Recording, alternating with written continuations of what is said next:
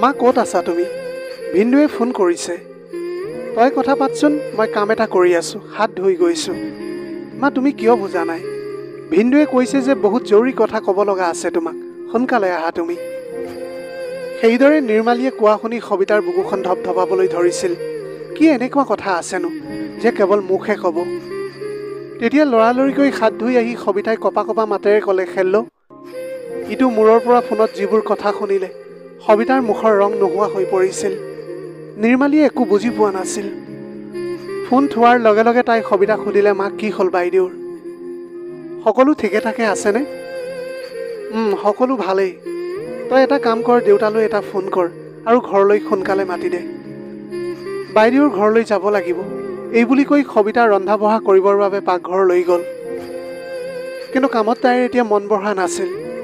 বাৰে বাৰে সবিতাৰ ডাঙৰ জীয়ৰী শেৱালিলৈ মনত পৰিবলৈ ধৰিলে। যেন পৰা হ'লে এতিয়াই তাই গৈ শেৱালিৰ ওচৰ পালেগৈহেঁতেন। সবিতাৰ দুজনীয়েই ছোৱালী আছিল। দুয়োজনীকে খুব ধুনীয়া সংস্কাৰ দি ডাঙৰ দীঘল কৰিছিল। পঢ়া শুনাত বহুত ভাল দুয়োজনী, ৰূপে গুণে বহুত প্ৰশংসনীয়। সকলো মিতিৰ কুটুম ওচৰ চুবুৰীয়াই সিহঁতৰ শলাগ নোলোৱাকৈ নোৱাৰিছিল। ডাঙৰজনী ছোৱালী শেৱালিৰ বাবে ভাল এটা পৰিয়ালৰ পৰা বিয়াৰ বাবে প্ৰস্তাৱ আহিছিল। তাইক বিয়া খাবলৈ যাওঁতে বিয়া ঘৰত দেখি পচন্দ হৈছিল। ইমান ভাল এখন ঘৰৰ পৰা প্ৰস্তাৱ অহাত শেৱালি দেউতাকৰ আনন্দত সীমা নোহোৱা হৈ পৰিছিল। তেখেতে এই বিষয়ে শেৱালিৰ লগত আলোচনা কৰিছিল। তেতিয়া শেৱালিয়ে দেউতাকক কৈছিল, দেউতা, মোৰ পঢ়া শুনা সম্পূৰ্ণ হৈছেহে মাত্ৰ। মই এতিয়া চাকৰি এটা কৰিবলৈ বিচাৰোঁ। আত্মনিৰ্ভৰশীল হৈ আপোনাৰ নাম উজ্বলাবলৈ বিচাৰোঁ মই। তেতিয়া দেউতাকে আৱেগিক হৈ ক'লে যে মই তোৰ মনৰ কথাবিলাক বুজিবলৈ পাৰিছোঁ। আচলতে চাকৰিটো বিয়াৰ পিছতো কৰিবলৈ পাৰিবি, কিন্তু ইমান ভাল এটা পৰিয়াল আকৌ পাবি জানো? ল'ৰাটোৰ ইমান এটা ভাল চাকৰি আছে আৰু তেওঁলোকে কৈছে যে তেওঁলোকক একোৱেই যৌতুক হিচাপে নালাগে। দেউতাকে এতিয়া ইমান আনন্দত থকা দেখি তাই এতিয়া দেউতাকক মানা কৰিবলৈ বেয়া পাইছিল। সেইবাবে তাই বিয়াৰ বাবে সন্মতি প্ৰদান কৰিলে। খুব ধুমধামেৰে বিয়াখন হৈ গ'ল।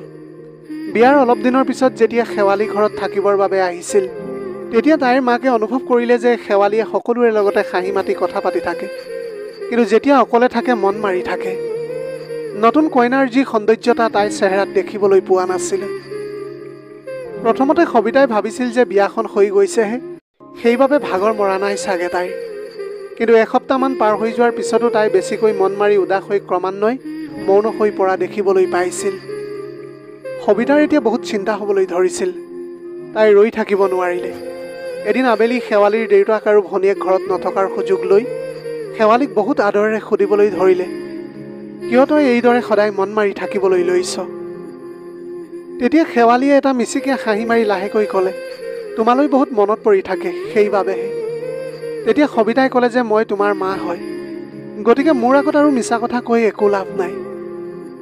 তই যে কিবা এটা সমস্যাত ভুগি আছ মই সম্পূৰ্ণৰূপে বুজিবলৈ পাৰিছোঁ। তেতিয়া শেৱালিয়ে মাকৰ কোলাত মূৰ গুজি কান্দিবলৈ ধৰিলে আৰু কান্দি কান্দি ক'বলৈ ধৰিলে। তাই এতিয়া সেইদৰে কন্দা দেখি সবিতাৰ হৃদস্পন্দন বাঢ়িবলৈ ধৰিছিল। শেৱালিয়ে ক'লে যে মোৰ শাহু আৰু শহুৰমা বহুত ভাল, তেওঁলোকে মোক নিজৰ ছোৱালীৰ দৰে মৰম কৰে। তেতিয়াহ'লে তোৰ দুখটো কি? তেতিয়াহ'লে জোঁৱাই কিবা ক'লে নেকি তোক? অলপ সময় মনে মনে থাকি শেৱালিয়ে ক'বলৈ ধৰিলে, মা, তেখেতো বহুত ভাল, মোৰ বহুত ধ্যান ৰাখে তেওঁ। তেতিয়াহ'লে তোমাৰ দুখটোনো ক'ত? মা, সকলোৱে কোৱা নহয় মই বহুত ধুনীয়া বুলি। এতিয়া মোৰ এই সুন্দৰতাই মোৰ শত্ৰু হৈ পৰিছে। তেতিয়া সবিতাই ক'লে যে মা, ৰঞ্জিত বহুত ভাল, কিন্তু মই কাৰোৰে লগত হাঁহি মাতি কথা পতাটো তেওঁ একেবাৰে ভাল নাপায়। কথাই কথাই প্ৰতি তেওঁ মোক সন্দেহ কৰে। এদিনতো মোৰ একেবাৰে ধৈৰ্য শক্তি হেৰাই গৈছিল। মোৰ শাহুৰ আৰু শহুৰমা কিবা কামত ঘৰৰ পৰা ওলাই গৈছিল আৰু ৰঞ্জিতো অফিচত আছিল। তেনেকুৱাতে তেওঁৰ এজন বন্ধু আমাৰ ঘৰলৈ আহিছিল। বিয়াত আহিব নোৱাৰাৰ বাবে বিয়াৰ পিছত মাত এষাৰ দিওঁ বুলি। মই তেখেতক বহিবলৈ দি চাহ জলপানো খুৱাই পঠিয়াওঁ। এই কথাটো যেতিয়া তেওঁ অফিচৰ পৰা আহিছিল তেতিয়া মই কৈছিলোঁ আৰু লগতে ক'লোঁ যে তেওঁৰ বন্ধুক ধুনীয়াকৈ শুশ্ৰূষা কৰি পঠাইছোঁ। এই কথাটো শুনি সি মোৰ লগত বহুত কাজিয়া কৰিলে যে ঘৰত কোনো নথকা অৱস্থাত মই কিয় তাৰ বন্ধুক ভিতৰলৈ আনিছিলোঁ। তেতিয়া মোৰ শহু শাহুৰে মোৰ পক্ষ লৈছিল আৰু ৰঞ্জিতক বুজাইছিল যে তেওঁৰ বন্ধুক দুৱাৰমুখৰ পৰা ঘূৰাই নপঠিয়াই ইমান ধুনীয়াকৈ শুশ্ৰূষা কৰি পঠাইছে আৰু আমাৰ অনুমতি লৈহে ভিতৰত বহুৱাইছে। ইয়াত তাইনো কি ভুল কৰিলে? সি অলপ সময়ৰ কাৰণে ঠাণ্ডা হৈ পৰিছিল, যদিও তাৰ মন মগজুত সন্দেহ নামৰ এই পোকটোৱে এনেকৈ বাঁহ সাজিছিল যে সি নিজৰ বাহিৰে বেলেগৰ শুনিবলৈ সময়েই নাই। তাইৰ কথাবোৰ শুনি সবিতাৰ হৃদয়খন কঁপিবলৈ ধৰিছিল। যিজনী ছোৱালীৰ সুখ দেখি তেওঁলোকৰ আনন্দৰ সীমা নোহোৱা হৈছিল, সেইজনী ছোৱালীয়ে এইদৰে তিল তিল কৰি সন্দেহৰ জুইত জ্বলিবলৈ লাগিছে। তথাপিও সবিতাই নিজকে কণ্ট্ৰল কৰি মিহি মিহিকৈ ক'বলৈ ধৰিলে, মাজনী, বিয়া দুজন অচিনাকি মানুহৰ মিলন, গতিকে লাহে লাহে একেলগে থাকোঁতে থাকোঁতে ইজনে সিজনক বুজি পাই যাবি। কি ঠিক আছে, ৰঞ্জিতে তোক চাগে এতিয়াও ভালকৈ বুজি পোৱা নাই। মোৰ বিশ্বাস আছে মাজনী, তই নিজৰ ব্যৱহাৰ যোগেদি তাৰ মনত উদয় হোৱা সন্দেহৰ বীজ দূৰ কৰিবলৈ পাৰিবি। শেৱালীয়ে মাকৰ কথাত অলপ সান্তনা পাই লাহেকৈ মূৰটো জোকাৰিছিল। সকলোৱে জানে যে সন্দেহৰ পোক এবাৰ যদি মূৰত সোমাই যায়, সি সহজতে সেই পোকৰ পৰা কেতিয়াও পৰিত্ৰাণ নাপায়। এইদৰে দুয়োজনীয়ে মিছা সান্তনা লভিছিল। আৰু আজি যেতিয়া এই ফোনটো আহিল, সবিতা বহুত চিন্তাত পৰিছিল। শেৱালীৰ দেউতাক ঘৰ আহি পোৱাৰ লগে লগে দুয়ো গৈ তাইৰ ঘৰ পালেগৈ। তাত সকলো মানুহ ঘৰতেই আছিল। শেৱালীৰ দেউতাকে ৰঞ্জিতৰ দেউতাকক সুধিলে, বিয়ৈ, কি কথা হ'লনো? আমাক ইমান লৰালৰিকৈ মাতি পঠিয়ালে যে?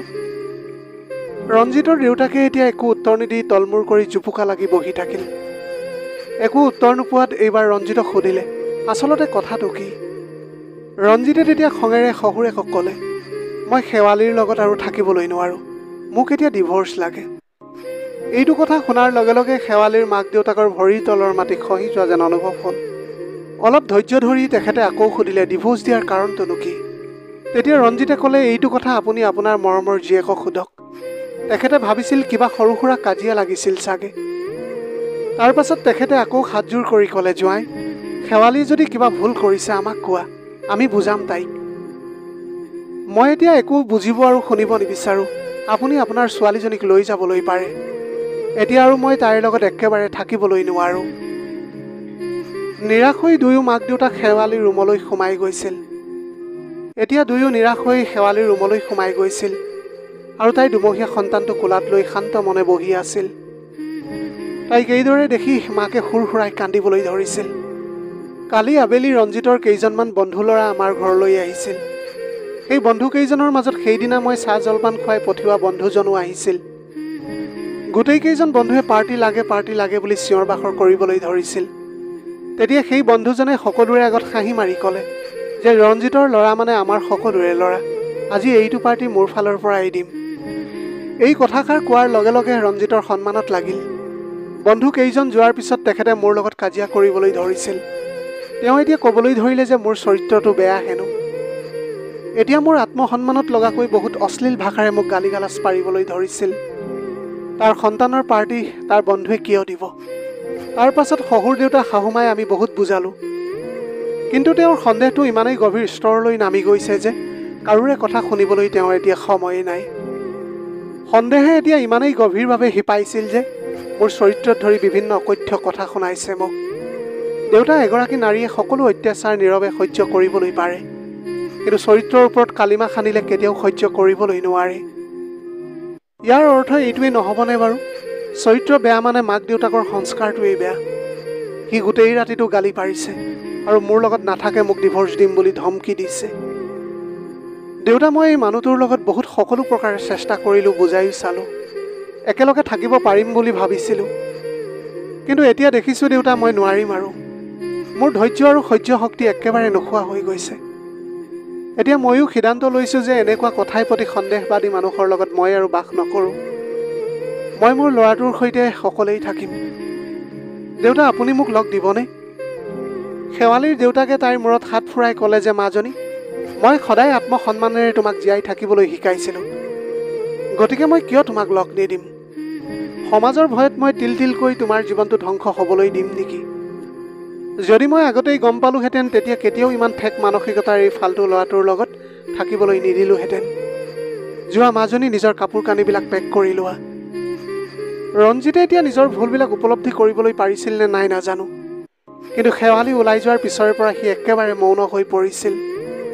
ৰঞ্জিতে এতিয়া সেইবিলাক কথা ভাবি গোটেই জীৱন দ্বিতীয় বিবাহ নকৰাকৈ পাৰ কৰি গৈ থাকিল। প্ৰিয় দৰ্শক, এয়াই আছিল আজিৰ কাহিনীৰ ভাগ। আজিৰ ভিডিঅ'টি কেনেকুৱা লাগিলে জনাব। যদি ভাল লাগিল তেনেহ'লে লগৰ বন্ধু বান্ধৱীসকলৰ মাজত শ্বেয়াৰ কৰিবলৈ নাপাহৰিব আপোনালোকৰ গোটেই জীৱনটো হাঁহিৰে উপচি পৰক। পাৰিলে দুখীয়াজনক অলপ সহায় কৰিবলৈ চেষ্টা কৰিব। আপোনালোকৰ অকণমান সঁহাৰিয়ে যদি কোনোবা এজন দুখীয়াৰ জীৱনটো সলনি কৰিবলৈ পাৰে, তাতকৈ পুণ্যৰ কাম আৰু এই পৃথিৱীত একোৱেই হ'ব নোৱাৰে। Have a nice day.